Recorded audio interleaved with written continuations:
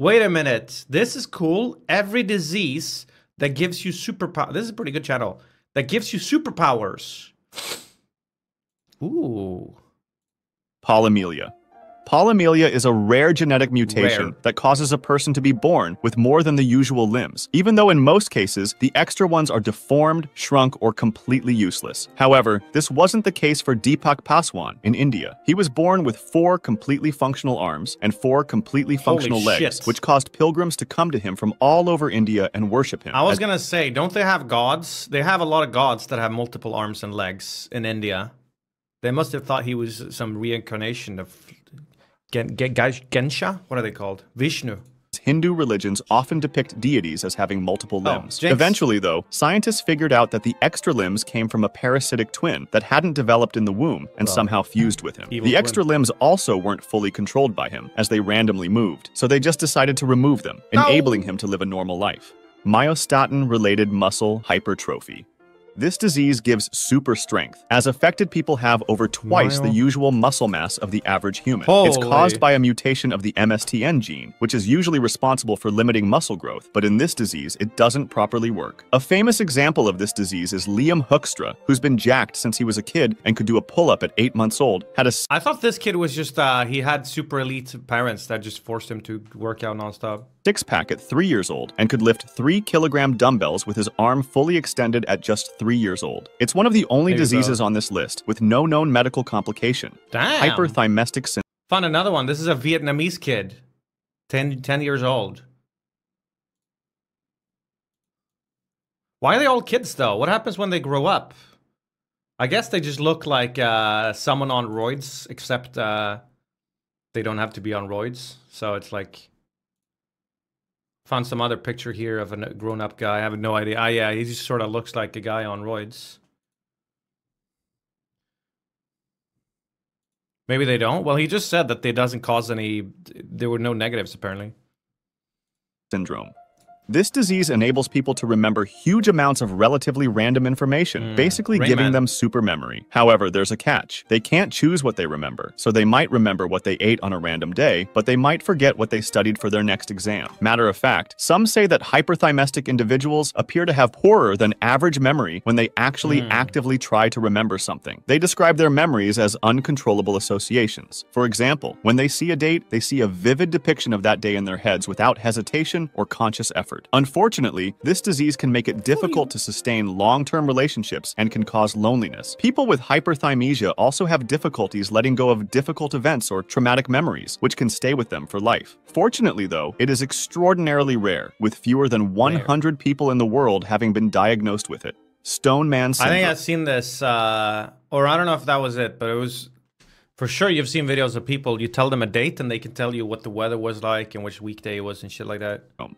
Also known as fibrodysplasia ossificans progressiva, this disease allows people to regenerate damaged body parts with bones instead of the original damaged part. For example, if a person with this disease injured his biceps instead of new muscle tissue, he would grow bone tissue. Yo, it's like that guy in Fantastic Four. Only known medical condition where one organ system changes into another. But it ultimately leaves sufferers immobilized as new bone replaces musculature and fuses with the existing... How is he calling this a superpower? This seems awful. ...skeleton, which is why it's called Stone Man syndrome. Unfortunately, this disease is almost always deadly. The superficial bones aren't even removable, as if they're cut more will appear when it regenerates.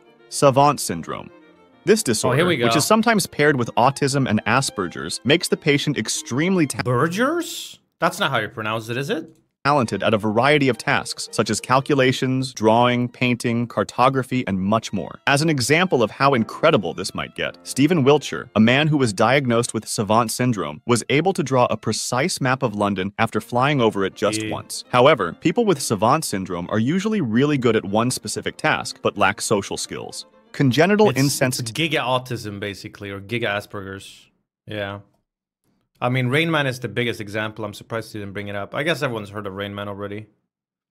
But there was a documentary like a while back now when they covered multiple of these people. There was one guy who taught Icelandic. He learned to speak Icelandic in a week.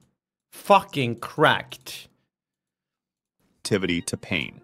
An estimated 1 in every 25,000 people suffers from this genetic condition, which Rain Man was a completely movie? shuts off Yeah, the based on a real person. pain signaling pathways, as patients have a mutation of this gene, which is supposed to develop pain-sensing nerve cells. People with it usually can't know or understand what pain feels like or really is, even though they can feel emotional pain. It's that guy from yesterday's game.